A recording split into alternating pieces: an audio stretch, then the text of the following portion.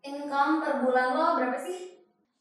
Income per bulan aku sih nggak nentu ya kak. Bisa 5 juta, bisa 2 juta, bisa kadang nggak dapat sama sekali.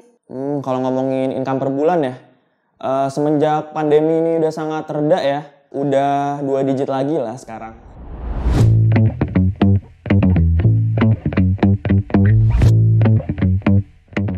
Halo, nama saya Imam, umur saya 26 tahun, pekerjaan saya full time model.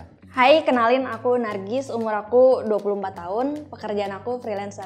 Ya, perkenalkan nama gue Wafi, gue 24 tahun, gue seorang pengusaha. Perkenalkan, nama saya Wilsa, umur 25 tahun, saya pekerja kantoran. Hai guys, aku Dina Safitri, umur aku 24 tahun dan aktivitas aku sehari-hari sebagai influencer dan juga model. Perkenalkan, nama saya Raul, umur saya 23 tahun, saya mahasiswa.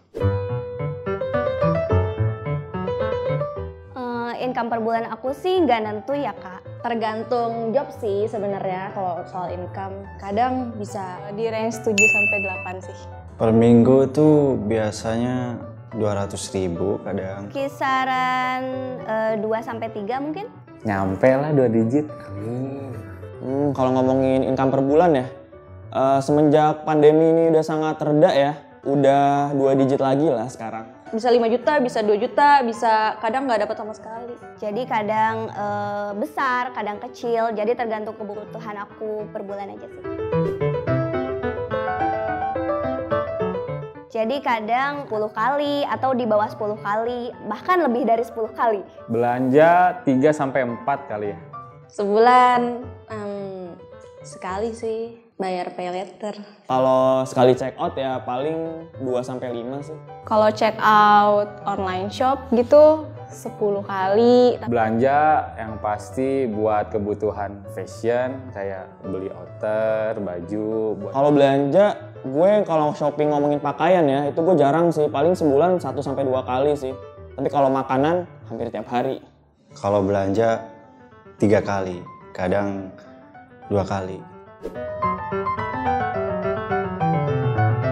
2 kali, kadang nggak pernah sama sekali. Seminggu sekali sih, tapi kalau misalkan di kantor lunch beli kopi sih sering.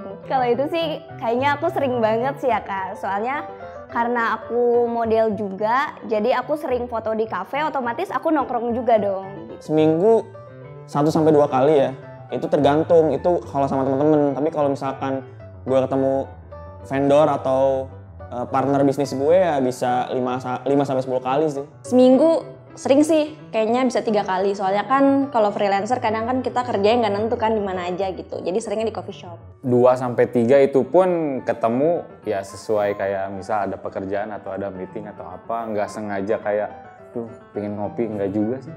Orangnya nggak begitu edik kopi. Pecinta kopi, walaupun sering sakit lambung. Wah, perlu banget tuh.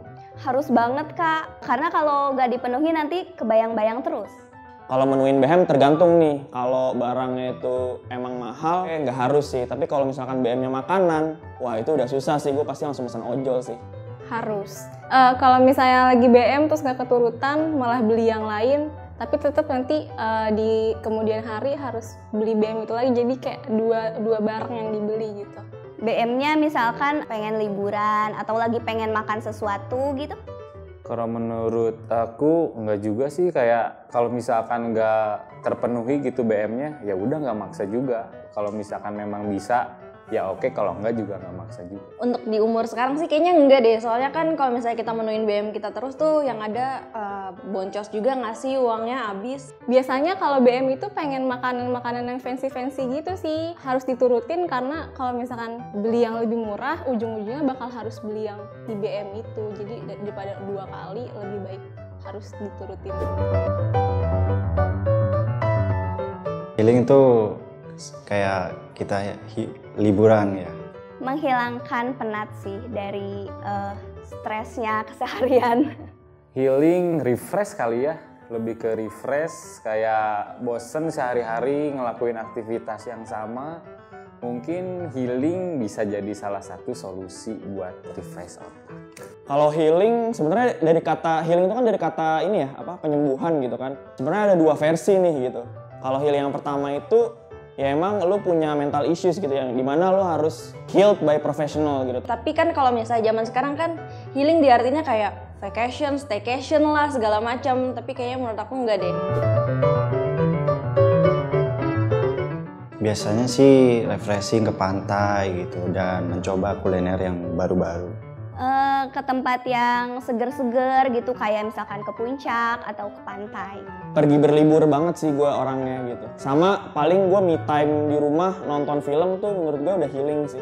Healingnya aku mungkin lebih ke hobi ya. Salah satunya kayak main sepak bola, futsal, atau enggak San Mori touring kayak nyari ke alam-alam kayak gitu. Lembang ya, yang dingin-dingin lah, yang adem-adem gitu. Healingnya aku tuh kerja sih.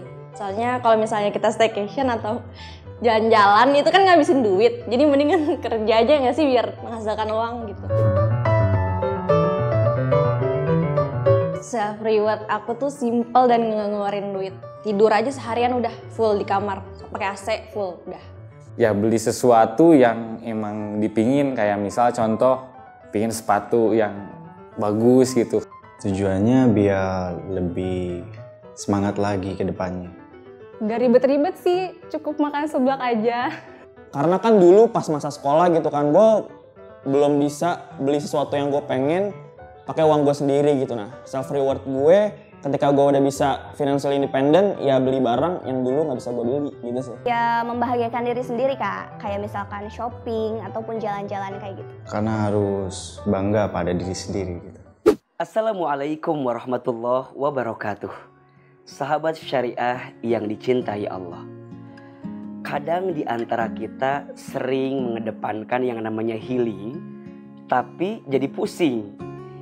Awalnya ingin ngurangin beban, tapi malah tambah beban. Kenapa? Karena sikap yang berlebihan dalam hidup kita. Salah satunya adalah sikap berfoya-foya. Sebenarnya Islam itu mengajarkan kepada kita untuk bersikap pertengahan. Jika kita ada, maka silahkan kita keluarkan untuk kebutuhan diri kita, untuk self rewarding bagi kita. Tapi ingat, secukupnya, sewajarnya, sekedarnya. Jangan berlebihan. Kenapa? Karena sesuatu yang dikeluarkan berlebihan pasti tidak akan mendatangkan kebaikan dan kebahagiaan. Yang ada hanya jadi tambah beban. Allah Subhanahu wa taala di Quran surat Al-Furqan ayat 67 berfirman, A'udzubillahi minasyaitonir rajim, walladzina idza anfaqu lam yusrifu wa lam yaqturu wa kana baina dzalika qawama. Dan orang-orang yang mengeluarkan hartanya itu mereka tidak berlebihan dan juga tidak kikir. Maksudnya apa? Mereka berada pada sikap pertengahan. Mereka mengeluarkan apa yang dibutuhkan dalam hidupnya, tetapi juga ketika mengeluarkannya tidak berpoya-poya, sesuai dengan kebutuhan yang diinginkan. Kadang-kadang mohon maaf ya, kita itu sering mengedepankan gaya hidup, gengsi kita gitu, hanya untuk memenuhi kepuasan kita. Apalagi mohon maaf, ketika kita menurutkan komentar orang lain, yang ada muncul sikap namanya insecure, rendah diri, ya, atau sikap overthinking, bahkan khawatir dengan keadaan kita. Ingat, sebenarnya hidup ini mudah, yang sulit pikiran kita. Hidup ini lapang, yang sempit hati kita.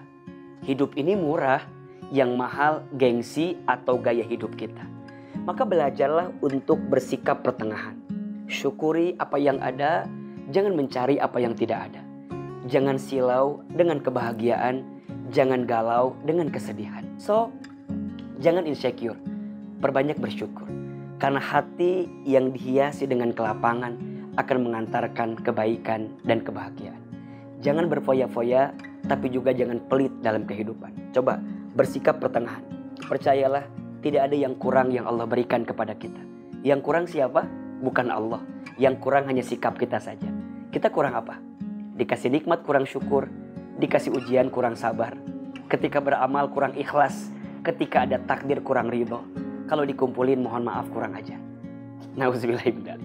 Semoga sahabat syariah bisa lebih memanage hatinya, memanage hartanya untuk tidak berpoya-poya. Dan semoga Allah bimbing kita untuk mendapatkan kebahagiaan dan kelapangan. Barakallahu fikum. Assalamualaikum warahmatullahi wabarakatuh.